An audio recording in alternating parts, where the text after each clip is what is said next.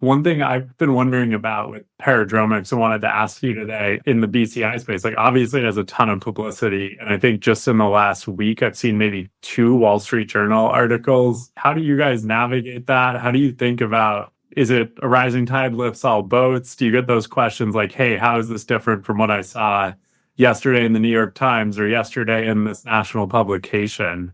And I think you guys have a big spotlight on the industry right now, which is super exciting, but I also imagine comes with some challenges.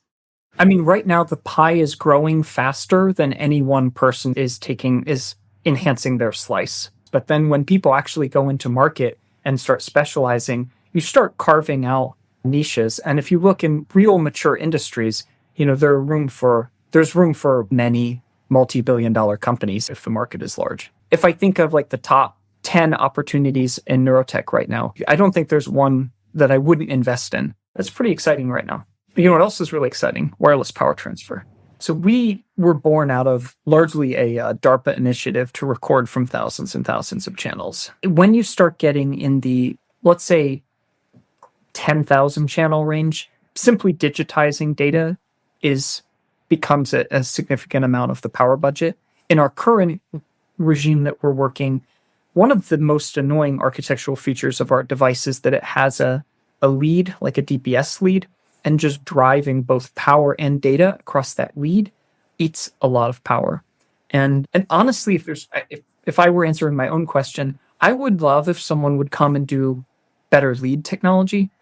When you drive like DC power over lead is a non-starter because it's not hermetic, and so you end up getting electrochemistry and they fall apart. But then when you're driving AC power, you often have these just ridiculous losses because you have to go from, let's say, DC to AC to DC again, pushing data across that versus, for instance, like perhaps an optical type link is very annoying. I think that right now, that's probably our most annoying power suck. You should go leadless, Matt. If only there was a way to make a device that just goes in the skull with no leads. Yeah, the power maybe is there, then the data. Like, for instance, the Neuralink device, Bluetooth Low Energy, is sub megabit per second. And the scaling isn't very desirable if you're trying to transmit, through tissue, through air to a remote receiver. And then no one wants to have something on their head. And so that forecloses on certain things like infrared. Have you thought about compressing the signal? I know you have, but compressing the signal on chip to reduce that data rate, is that going to be a non-starter for you?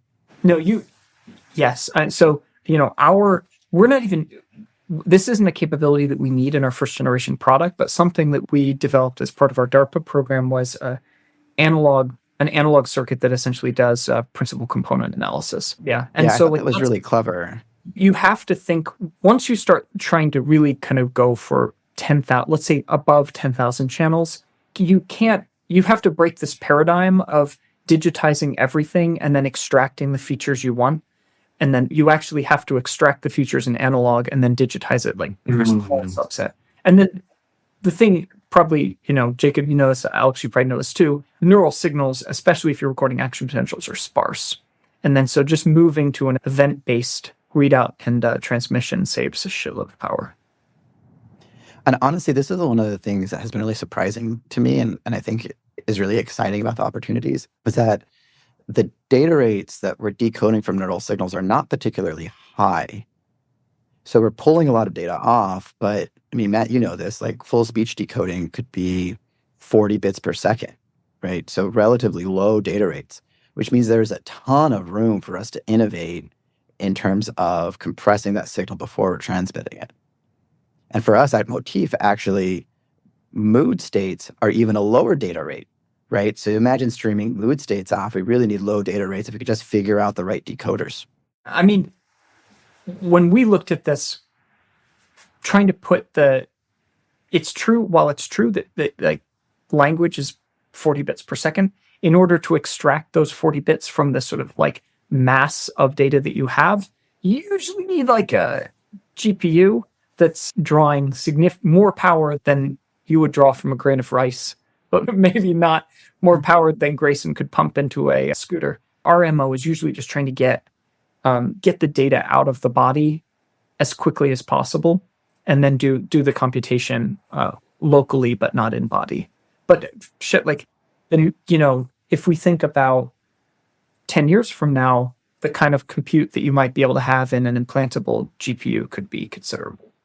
I mean, this problem has to get solved for other applications, right? The power consumption for training LLMs through GPUs is becoming very problematic. So you're undoubtedly going to have a lot of people working on lower power GPUs. And there are companies that are looking now at fundamentally different architectures, computing architectures that are specialized for these kinds of neural network models, whether they're memristor based or that's, I think, still yet to sort of break in a major way, but it's inevitable that's going to happen.